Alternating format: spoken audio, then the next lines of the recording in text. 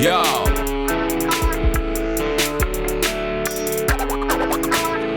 Quem eu sou? Acredito que a melhor forma de dizer isso é que eu me chamo Kaique Corrêa de Castro, para ser mais específico. Tenho 18 anos, sou estudante morador do Nordeste de Amaralina, do Colégio Estadual Polivalente de Amaralina. Sou filho de Claudinei Sampaio Corrêa, conhecido como Neide, e Benedito Conceição de Castro, conhecido como Bené.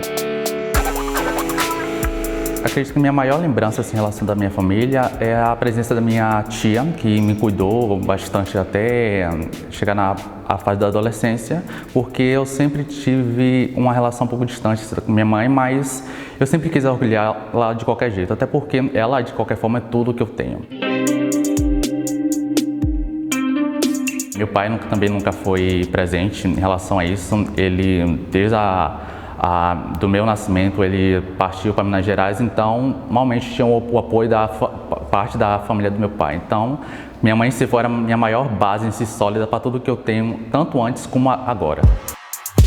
Uma coisa que eu sempre gosto assim, de lembrar da minha infância é que eu sempre tive um cuidado, um amor muito grande a duas coisas, o conhecimento e a arte, tanto que eu me considero justamente um amante desses dois. Eu me lembro que eu gostava muito de fazer história em quadrinhos de personagens que eu gostava de assistir, e alguns anos depois eu fiz algumas aulas de dança e teatro, que praticamente foi literalmente um surto de criatividade que eu adorei ter esses 2 anos de experiência. E hoje eu acredito que o maior resquício que eu tenho de origem dessa relação com a arte desde pequeno é a poesia, a literatura em si. Eu gosto de escrever poemas quando eu me sinto que eu estou aberto a abrir meus sentimentos, abrir meus pensamentos sobre coisas que estão acontecendo na minha vida ou que estão acontecendo no mundo e de certa forma me comove.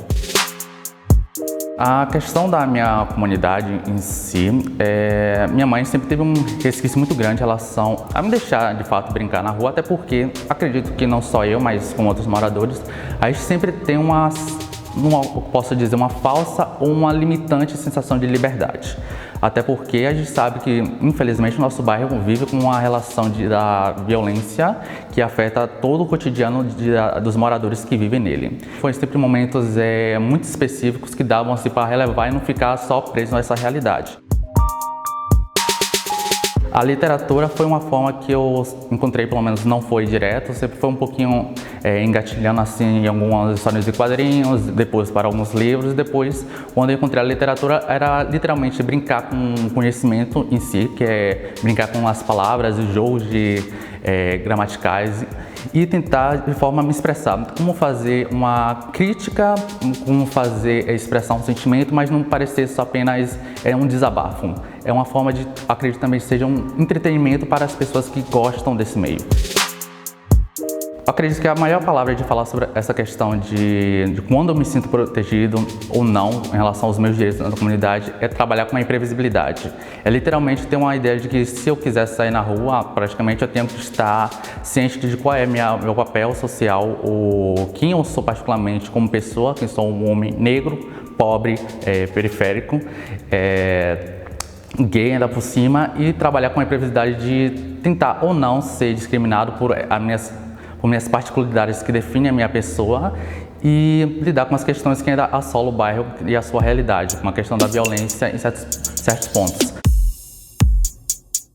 Minha história de vida importa porque eu acredito que o exemplo que eu trago em si do meu papel, que eu fiz aqui nesse colégio, no Polivalente de Amaralina, serve como exemplo.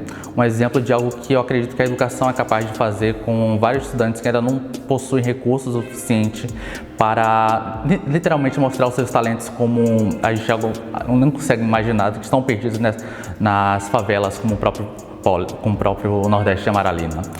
Eu acredito que o fato de eu ter simplesmente doado meu tempo, doado o meu conhecimento para outros estudantes que estão no mesmo barco que eu, literalmente reconhecer que o sucesso não precisa ser um sucesso individual, ele precisa ser coletivo. A partir do momento que estamos no mesmo bairro, estamos passando pelas mesmas dificuldades financeiras e sociais, precisamos nos ajudar uns aos outros para poder alcançar o nosso sucesso, mesmo que sejam áreas totalmente diferentes.